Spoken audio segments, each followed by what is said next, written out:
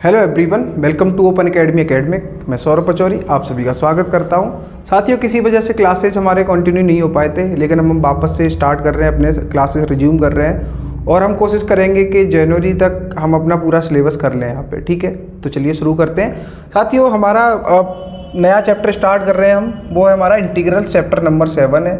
ठीक है, अब देखो, हम जैसे डिफरेंशिएशन पढ़ चुके हैं, ठीक है, डेरिवेटिव्स क्या होते हैं, किस किस तरह के क्वेश्चंस, क्या सारी चीज़ें हैं, वो सब हम देख चुके हैं। ठीक है, तो देखो, जैसे हमने डिफरेंशिएशन किया ना, तो मतलब चीज़ों को थोड़ा थोड़ा सेपरेट किया है, समझो तोड़ा हमने। उसी का जस्ट उल्टा है इंटीग्रल्स, जिसमें मतलब जो प्रोसेस है उसको बोलते हैं इंटीग्रेशन। ठीक है, ये हमारा टॉपिक है, कैलकुलस में ही आता है। ठीक है, तो अगर डिफरेंशिएशन तोड़ने का काम कर रहा था तो इंटीग्रेशन उसको जोड़ने का काम करेगा, ऐसे समझ लिए। इसलिए इसको, ये डिफरेंशिएशन का उल्टा है, इसलिए इसको बोलते हैं एंटाई डेरिवेटिव। एंटाई मतलब उल्टा किसका? डेरिवेटिव। डेरिवेटिव बोलते हैं डिफरेंशिएशन वाला, तो उसका उल्टा होता है, इसलिए उसको एंटी डेरिवेटिव भी बोलते हैं। ठीक है जी, ठीक। तो इसमें देखो, अब चलो थोड़ी बहुत बात इसलिए भी करते हैं कि हम ये पढ़ें क्यों, मतलब डेली लाइफ में भी कहीं काम आ सकता है क्या ये हमारे। तो साथियों देखो, जैसे मान लो आपको पता है कि अगर कोई सर्कल है जैसे, या स्क्वायर है, या कोई भी fixed shape, cube, cubic, cuboid, है ना, ये सारी चीज़ें, ये जो भी फिक्स्ड शेप्स है मान लो, उनका कुछ ना कुछ आपको फॉर्मूला पता होता है और आप उससे उसका एरिया वगैरह निकाल सकते हो। सही बात है, ठीक है, ठीक। अब देखो, हम कर क्या सकते हैं, अब मान लो कोई ऐसी शेप हो जिसका आप एरिया फिक्स्ड ही नहीं है, मतलब जैसे शेप है वो फिक्स ही नहीं है उसकी, तो आप उसका फॉर्मूला ही नहीं पता होगा, तो फिर मान लो उसका भी तो एरिया निकालना चाहोगे आप, तो कैसे निकालोगे, है ना। तो वहाँ पे ज़रूरत पड़ती है हमें इंटीग्रल के, इंटीग्रेशन चैप्टर की। ठीक है, ये अपना टॉपिक। तो देखो, जैसे मान लो आप, मतलब बहुत आसान सा एग्जांपल ले सकते हो कि मान लो जैसे आप शादियों में जाते हो, मान लो, तो आप देखते हो जैसे मान लो जो मैरिज हॉल है जहाँ पे आप जाते हो, तो उसकी एंट्री कुछ ऐसे टाइप से, ऐसे टेढ़ी मेढ़ी टाइप से जाती है। फिर यहाँ दावत हो रही है, लेट से यहाँ पे खाने का लगा हुआ है ना, स्टॉल्स, और इधर कहीं रूम्स हैं, ये सारी चीज़ें। ठीक है, अब मान लो यहाँ पे उन्हें टेंट लगाना है, तो भाई एरिया तो पता होना चाहिए कितना, कैसे क्या है, तो वो कैसे निकालेंगे, है ना। ये तो कोई फिक्स ही नहीं होगा, मान लो ये वाला जो, ये तो कर्वी है, मतलब कोई फिक्स शेप है ही नहीं इसका। तो हम क्या करेंगे, छोटे छोटे इन पार्ट्स में इसको डिवाइड कर करके देखेंगे, फिर उनको सबको, छोटे छोटे पार्ट्स को, उनका एरिया अलग अलग निकाल निकाल के उनको ऐड करेंगे। ठीक है, तो इसीलिए इसको बोलते हैं इंटीग्रेशन, मतलब इकट्ठे होके करना, इकट्ठा करना चीज़ों को। ठीक है, ठीक है, आगे बढ़ते हैं। चलो, तो आपने डिफरेंशिएशन के फॉर्मूले पढ़े हुए हैं, ठीक है, उसी तरह से इंटीग्रेशन के फॉर्मूले होते हैं, उसके जस्ट ऑपोजिट। ठीक है, जैसे मान लो x⁴n का जो आपने डिफरेंशिएशन का फॉर्मूला पढ़ा था, वो था n × x⁻n−1।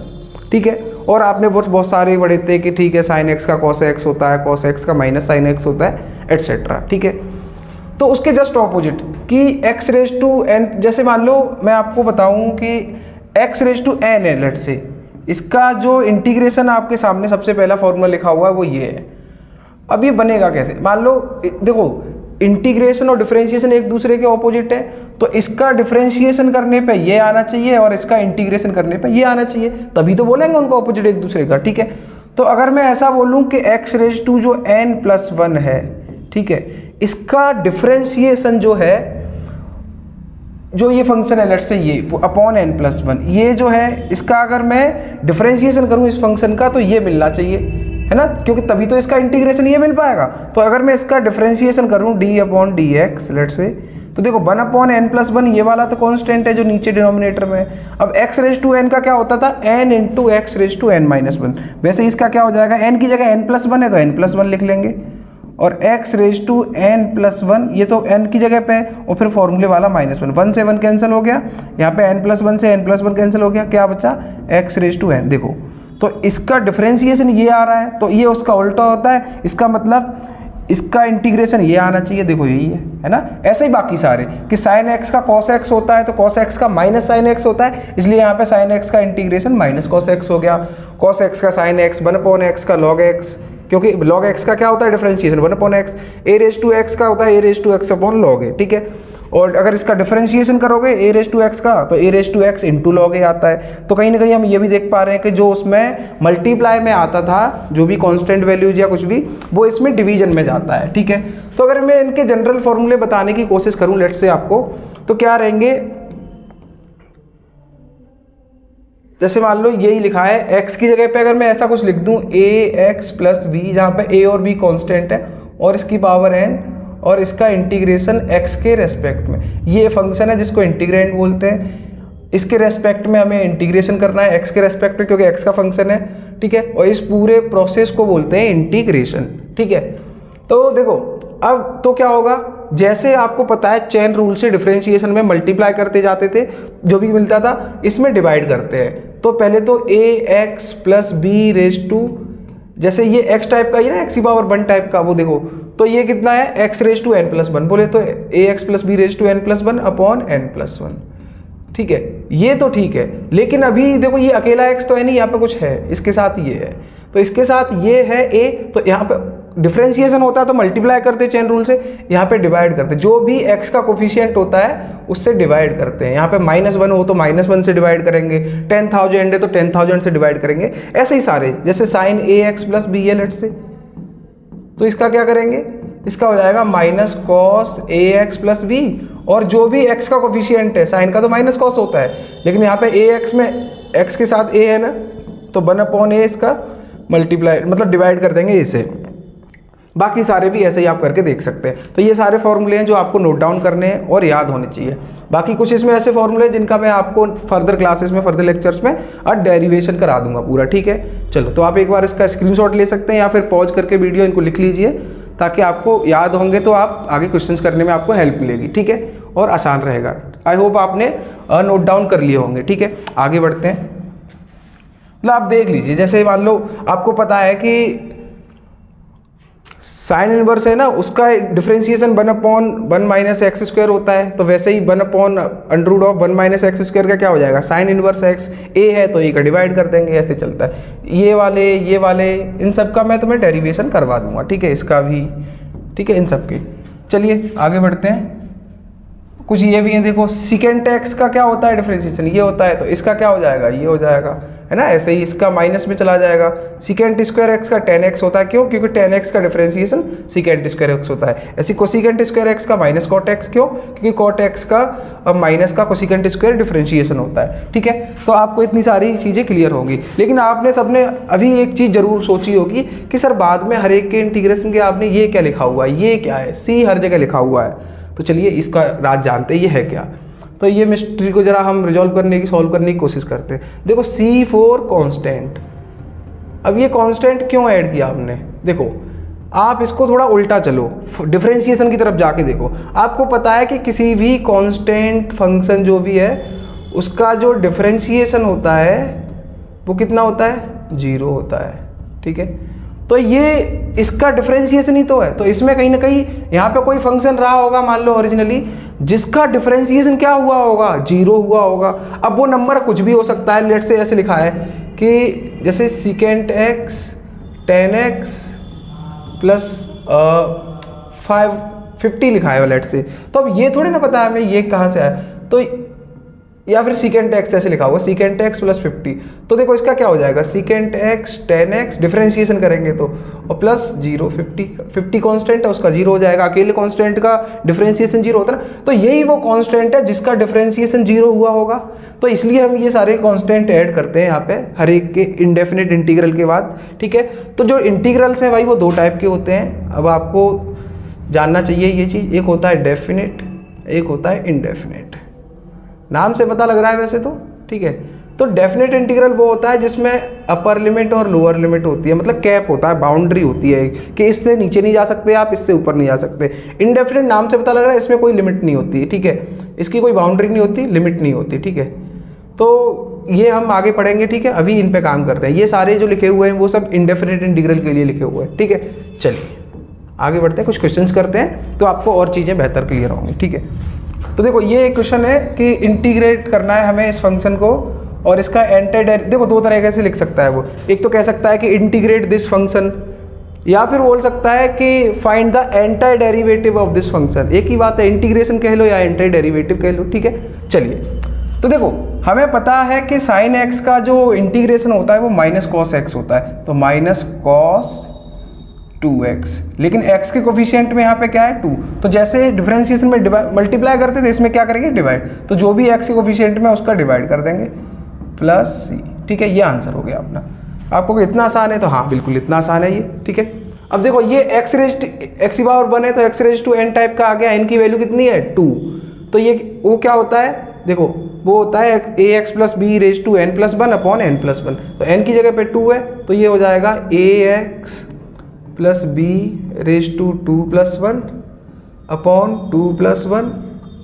और देखो अब क्या बचा, अभी भाई ये भी तो बचा है a, इसके कोफिशिएंट में अगर कुछ नहीं होता तो नहीं लिखते ना, लेकिन अभी है a तो a से क्या करेंगे डिवाइड, और प्लस एक इंटीग्रेटिंग कांस्टेंट लेट से c, जिसका कभी ना कभी कोई ना कोई डिफरेंशिएशन 0 हुआ होगा, हमें वो पता नहीं है, कुछ भी हो सकता है ना कांस्टेंट, तो 50 लिख दूं या 51 लिख दूं, है तो दोनों कांस्टेंट, इसलिए तो मैं एक c लिख देता हूं कि चलो कोई तो c होगा, ठीक है। ये आगे चल के हम निकालना भी सीखेंगे, ये कांस्टेंट निकालते कैसे डिफरेंशियल इक्वेशन में, ठीक है। चलिए आगे बढ़ते हैं और क्वेश्चंस करते हैं। तो आप एक बार इसको नोट डाउन कर लीजिए और थोड़ा समझ लीजिए। चलिए, जैसे एक क्वेश्चन ये है, देखो इसमें क्या है कि जैसे दो फंक्शन साथ में, तो क्या हो गया, इसका भी करेंगे माइनस लगा के इसका भी इंटीग्रेशन करेंगे, तो साइन 2x का तो अभी किया था हमने माइनस कॉस 2x, और जो x का कोफिशिएंट है उससे डिवाइड करेंगे, माइनस 4 कांस्टेंट है, इसके साथ जो भी वेरिएबल फंक्शन होगा उसका करेंगे, तो वो क्या हो जाएगा e रेज टू 3x, ठीक है। e रेज टू x का तो e रेज टू x ही होता है ना इंटीग्रेशन, वैसे ही तो हमने लिख दिया, लेकिन इसके x के कोफिशिएंट में क्या है 3, तो 3 से क्या करेंगे डिवाइड, और एक इंटीग्रेटिंग कांस्टेंट, ठीक है। अच्छा, जैसे मैंने आपको बताया था जब डिफरेंशिएशन पढ़ रहे थे तब कि किसी भी कांस्टेंट फंक्शन का जो डिफरेंशिएशन है वो 0 होता है, वैसे ही यहाँ पे जो इंटीग्रेशन है किसी भी कांस्टेंट फंक्शन का इंटीग्रेशन ऑफ ए कांस्टेंट, ये क्या होगा अगर हम जानने की कोशिश करें तो उल्टा होगा, ठीक है। कैसे, देखो लेट्स से मैंने लिख दिया यहाँ पे कोई 1 लिख दिया कांस्टेंट, ठीक है, और इनटू ये x के रेस्पेक्ट में इसका क्या करना है इंटीग्रेशन करना है। तो एक बात बताओ, जैसे किसी की पावर वेरिएबल की या कांस्टेंट की क्या होती है 0, अगर पावर करूँ तो वैल्यू क्या आती है 1 आती है, ठीक है, मतलब कुछ भी हो 2 की पावर 0 हो या कुछ भी, तो ऐसे ही मैं अगर x के रेस्पेक्ट में करना है तो जब मैं इसको 1 लिख सकता हूँ तो 1 को भी तो ये लिख सकता हूँ, तो मैं इस 1 की जगह पे अगर x की पावर 0 लिख के ऐसे लिख दूँ, कोई दिक्कत तो है नहीं, ठीक है जी, ठीक। अब देखो x raise to n type का बन गया ये, जहाँ पे n की वैल्यू क्या है 0, लेकिन फॉर्मूला क्या होता है x रेज टू n का जो इंटीग्रेशन है वो क्या होता है x raise to n plus 1 upon n plus 1 plus c, तो n की जगह 0 है तो 0 रख दो, x raise to 0 plus 1 upon 0 plus 1 plus c, ठीक है। तो ये कितना हो जाएगा, x की पावर 0 प्लस 1 करेंगे तो 1, तो x की पावर 1 अपॉन 1 प्लस सी। तो जो कांस्टेंट का इंटीग्रेशन होता है वो वेरिएबल में आता है, x होता है 1 का, ठीक है। 2 लिखा है इसके मल्टीप्लाई में, मान लो यहाँ पे 2 लिखा है तो 2 इंटू 1 लिख के इसको 1 लिख सकते हैं, तो यहाँ पे 2 आ जाएगा, यहाँ पे 2, यहाँ पे 2, यहाँ पे 2, ऐसे वो कोई दिक्कत नहीं है, ठीक है। तो आई होप ये चीज़ आपको क्लियर होगी, ठीक है। चलिए इस क्वेश्चन की तरफ चलते हैं। अब आप कहोगे इसमें क्या करें, तो भाई कुछ ना कुछ तो आपके दिमाग में आ रहा होगा इसको देख के कि सबसे पहला काम क्या कर सकता हूँ मैं, तो सबसे पहला कम से कम ये तो कर ही सकता हूँ कि अंदर मल्टीप्लाई कर लूँ, तब कुछ देखूंगा लेट से कुछ मिल जाए से। देखो जो अल्टीमेट गोल होता है ना इंटीग्रेशन में, वो ये होता है कि हमें जो इंटीग्रेट करने के लिए फंक्शन दिया हुआ है उसको उस फॉर्म तक पहुंचाना है, सॉल्व करके कैसे भी सिंप्लीफाई करो, कुछ भी करो, उस फॉर्म तक पहुंचाना है जिसका इंटीग्रेशन का फॉर्मूला हमें पता हो, ठीक है।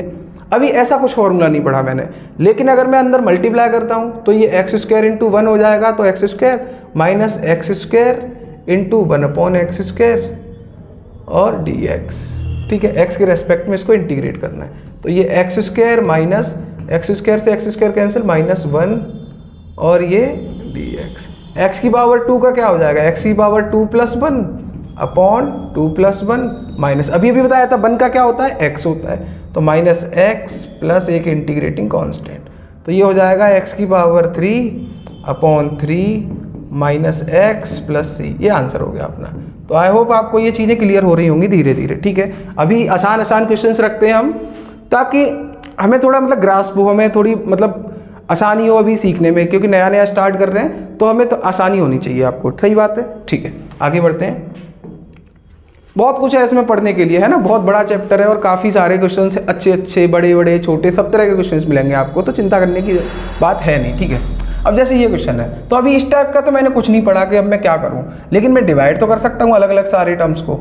तो ये क्या हो जाएगा, x cube upon x square plus 5 x² upon x square minus 4 upon x square, और इस पूरे फंक्शन का x के रेस्पेक्ट में इंटीग्रेशन करना है। तो ये कितना रह जाएगा, 2 पावर यहाँ है, 3 यहाँ पे, तो ये x माइनस एक्स स्क्वायर से एक्स स्क्वायर कैंसिल, तो 5 और माइनस 4, x की पावर इसको ऊपर ले जाऊंगा तो -2 हो जाएगी, जब नीचे +2 है डिनोमिनेटर में।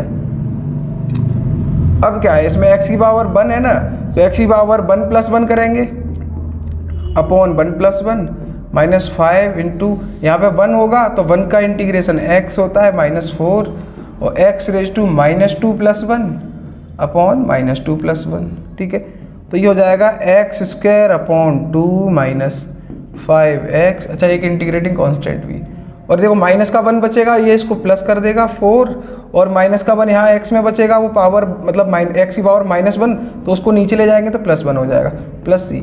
ये अपना आंसर हो गया, ठीक है। नोट डाउन कर लीजिए आप, साथ के साथ नोट डाउन करते चलें और रिवाइज भी करते रहिएगा इन चीज़ों को, ठीक है। चलिए नेक्स्ट क्वेश्चन करते हैं। ये है अपना, फिर वही बात, मैंने ऐसा तो कोई फॉर्म पढ़ा नहीं है ना कोई फॉर्मूला पढ़ा है, तो क्या करूँ, तो भाई मैं अलग देखो क्या कर सकता हूँ, इसमें और इसमें क्या कॉमन आ सकता है, x² कॉमन आ सकता है, तो x² अगर मैं कॉमन लूँगा तो यहाँ क्या बचेगा, एक x बचेगा, यहाँ -1 प्लस 1 इंटू x -1 लिख सकते हैं अगले वाले 2 टर्म्स को, अपॉन x -1 और ये dx, ठीक है जी। चलिए अब देखो अलग अलग डिवाइड करेंगे, तो ये x² x -1 upon x -1 plus x -1 upon x -1, और इसका x के रेस्पेक्ट में क्या करना है, इंटीग्रेशन। यहाँ ये दोनों कैंसिल, यहाँ पे भी ये कैंसिल, तो ये बचा क्या, x² + 1 का integration with respect to x। तो ये x की पावर 2 है ना, तो ये x की पावर 2 + 1 तो 3 अपॉन 3, 2 + 1 और 1 का x होता है, और प्लस एक इंटीग्रेटिंग कांस्टेंट, ये अपना आंसर हो गया, ठीक है जी। चलिए तो आप साथ के साथ नोट डाउन कर रहे होंगे, आई होप। नहीं कर रहे हैं तो आप वीडियो पॉज करके नोट डाउन कर सकते हैं या स्क्रीनशॉट ले सकते हैं, वट एवर सूट्स यू, ठीक है जी। चलिए नेक्स्ट क्वेश्चन की तरफ बढ़ते हैं हम। ये है अपना, देखो इसमें क्या कर सकते हैं हम, देखो कुछ नहीं कर सकता, अंदर मल्टीप्लाई तो कर सकता हूँ, तो ये सेकेंट स्क्वायर एक्स हो जाएगा, सेकेंट इंटू सेकेंट करेंगे तो, और प्लस ये सेकेंट एक्स इंटू 10x और integration with respect to x। Secant square X का अभी भी मैंने बताया था क्या होता है, 10x। जैसे 10x का डिफरेंशिएशन ये होता है तो इसका इंटीग्रेशन ये हो जाएगा, प्लस जैसे सेकेंट x का डिफरेंशिएशन सेकेंट x 10x होता है तो सेकेंट x 10x का इंटीग्रेशन क्या हो जाएगा, सेकेंट x प्लस एक इंटीग्रेटिंग कांस्टेंट। ये अपना आंसर हो गया, ठीक है जी। नेक्स्ट क्वेश्चन की तरफ बढ़ते हैं। ये थोड़ा अच्छा क्वेश्चन है, ध्यान से देखना है इसको, ठीक है। क्वेश्चन ये है कि secant square x upon cosecant square x, ठीक है जी। तो क्या कर सकते हैं इसको हम, इस टाइप का तो हमने कुछ नहीं पढ़ा, तो हम एक काम करते हैं, इसको 1 अपॉन कॉस स्क्वायर एक्स लिख सकते हैं और इसको 1 अपॉन साइन स्क्वायर एक्स लिख सकते हैं, है ना। ट्रिग्नोमेट्रिक रेसिप्रोकल्स हैं ये, सीकेंट का 1 अपॉन कॉस और कॉसेक का 1 अपॉन साइन। ये फोर्थ वाला जब फ्रैक्शन सॉल्व करते हैं फर्स्ट पे, और यहाँ ये सेकंड का थर्ड से मल्टीप्लाई, तो ये हो जाएगा sine square x upon cos square x और dx। साइन अपॉन कॉस क्या होता है, tan, तो ये हो जाएगा tan स्क्वायर एक्स dx। अब हमने क्या tan स्क्वायर एक्स का कोई फॉर्मूला पढ़ा है, बिल्कुल नहीं पढ़ा, लेकिन हमने सीकेंट स्क्वायर एक्स का पढ़ा है। तो मैं क्या करूं, हमें पता है कि secant square X -1 is equal to tan square X, ये एक आइडेंटिटी है ट्रिग्नोमेट्रिक, है ना। तो हम tan स्क्वायर एक्स की जगह ये लिख सकते हैं, तो देखो इसको लिखेंगे सीकेंट स्क्वायर एक्स -1 और dx, ठीक है जी। तो सीकेंट स्क्वायर एक्स का इंटीग्रेशन क्या है, अभी देखो ये पढ़ा था हमने tan x, तो ये tan x -1 का हो जाएगा x और प्लस एक इंटीग्रेटिंग कांस्टेंट। ये अपना आंसर हो गया, ठीक है जी। नोट डाउन कर लीजिए साथ के साथ, ठीक है। चलिए आगे बढ़ते हैं। ये एक MCQ है, इसको करते हैं, ठीक है जी।